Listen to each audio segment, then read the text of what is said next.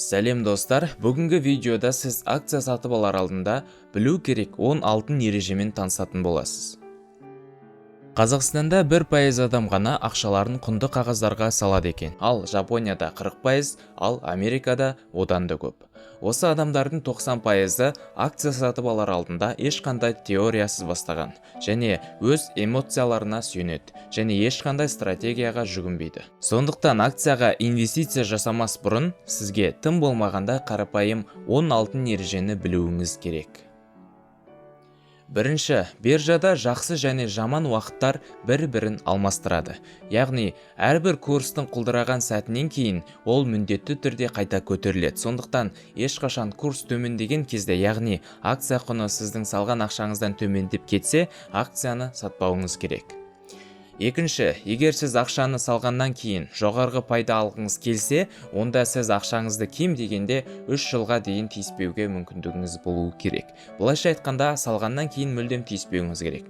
Және де ешқашан жақын арада керек болатын ақшаңызды салуға болмайды. Егер акция құны тура сізге ақша керек кезде түсіп кетсе, және сіз оны сатып жіберсеңіз, онда сіз шығынға ұшырайсыз. Сіз ақша салуыңыз керек, егер сіз ол ақшасыз 3 жылға дейін өмір сүре алсаңыз. Үшінші, ақшаңызды 5 және 10 әртүрлі компаниялардың акциясына салыңыз. Сіз кем дегенде ақшаңызды 5 әртүрлі компанияға салуыңыз керек. Бұл арқылы сізді ақшаңызды жоғалту қорқынышы төменгі деңгейде болады. Және акциялар әртүрлі салада және әртүрлі елдердің компанияларынан болуы керек. Мысалы, сіз жапониялық электроникамен айналысатын компанияның акциясын сатып алсаңыз, америкалық сусын шығаратын компания акциясын сатып алуыңыз керек. Және Голландияның мұнай шығаратын компаниясына салыңыз. Басты білу керек нәрсе бұл барлық ақшаңызды бір жерге салмаңыз. Және де білу керек, сіз ақшаңызды оннан көп компанияға салуға да кеңес берілмейді. Өйткені сізге көп компанияны бақылап отыру қиынға түсуі мүмкін. Төртінші, кіріс және шығын туралы тек акцияны сатқан кезде ғана нақты айта аласыз. Егер сіздің акцияңыз бірден түсіп кетсе, онда сіз әлі шығынға ұшыраған жоқсыз. Сіз шығынға ұшырайсыз егер осы кезде, яғни акция бірден түсіп кеткен кезде сатып жіберсеңіз. Сондықтан бұлай ешқашан істемеңіз. Бесінші, пайда курстың, яғни акция құнының өсуінен және дивиденд арқылы келеді. Егер акция құны өскен кезде сатсаңыз, онда сіз пайда алдыңыз. Ал егер сатпасаңыз, әрбір жыл сайын сіз дивиденд алып отырасыз. Бұлайша айтқанда, сіз ақшаңызды компанияға бересіз, және ол ақшаны компания қолданып, өзіне одан да көп пайда әкеледі. Және біраз уақыттан кейін компания жасаған инвестицияңыз үшін компанияға түскен пайданың біраз бөлігін сізге дивиденд ретінде береді. Ал көбірек дивиденд алғыңыз келсе, үлкен дивиденд төлей алатын компаниялардың акциясын көбірек сатып алуыңыз керек.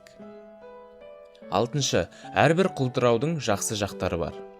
Инвестор акция сатып алар алдында акция құнының құлдырауын күтеді. Яғни, акция құнынан 10-30% аралығында түскен сәтте сатып алады. Бұл арқылы ол өзінің 50%-дан кем емес ақшасын үнемдеп қалады. Және акция құны тағы да құлдыраса, мысалға сіз $500 сатып алдыңыз, одан 6 айдан кейін тағы да құлдырады. $150 сол кезде сатып алдыңыз, одан тағы да 6 айдан кейін құлдырап $200 сатып алдыңыз делік. Бұл кезде сіздің орташа көрсеткішіңіз $350 болып тұр. Егер бұл үлкен компания болса, акция құны міндетті түрде көтеріледі. Егер бұл үлкен компания болмаса, кризиске шыдай алмаса, банкрот болады немесе сатылып кетеді. Егер сенімді болғыңыз келсе, үлкен компаниялардың акциясын алғаныңыз дұрыс.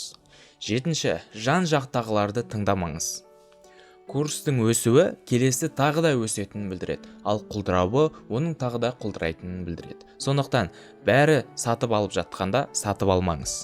Және бәрі сатып жатқанда сатпаңыз. Сегізінші, рационалды шешімдер қабылдаңыз. Акция сатып алар алдында сол компания туралы көп ізденіңіз. Мысалы, Макдональдстың акциясын сатып алар алдында ойланыңыз. 50 жылдан кейін адамдарда гамбургерге сұраныс болады ма, және болашақта тағы да қосымша филиалдар ашылады ма деген сияқты. Және өткен уақыттағы фирманың акциясының тарихын зерттеңіз. Және болашақта қалай өзгеретінін болжап көріңіз.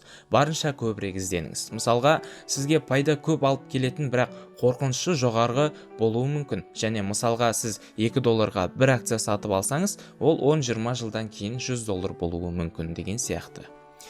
9. Акцияға инвестиция жасау үшін ешқашан кредит алмаңыз. Тек өзіңіздің артық жинаған және ол жақын арада қажет емес ақшаңыз болу керек. Және бұл ақшаны біраз уақыт ұмытқаныңыз дұрыс болады. 10. Акция әрқашан ақшадан пайдалы болды және бола береді. Яғни сіз акцияға ақша салу арқылы сіз инфляциядан аман қаласыз. Егер сіздің салған ақшаңыз қашан 2 еселенетінін білгіңіз келсе, 72-ні жылдық пайыздық өсім мөлшеріне бөліңіз. Мысалға, сіздің жылдық өсімдік мөлшеріңіз 12% делік. 72-ні 12-ге бөлсек 6, яғни 6 жылда сіздің ақшаңыз 2 еселенеді. Егер жоғарғы пайыз болса, одан да аз уақыт. Сіз қазіргі ақшаңызға қарамаңыз, 5-6 жылдан ішінде алатын пайдаңызға мән беріңіз.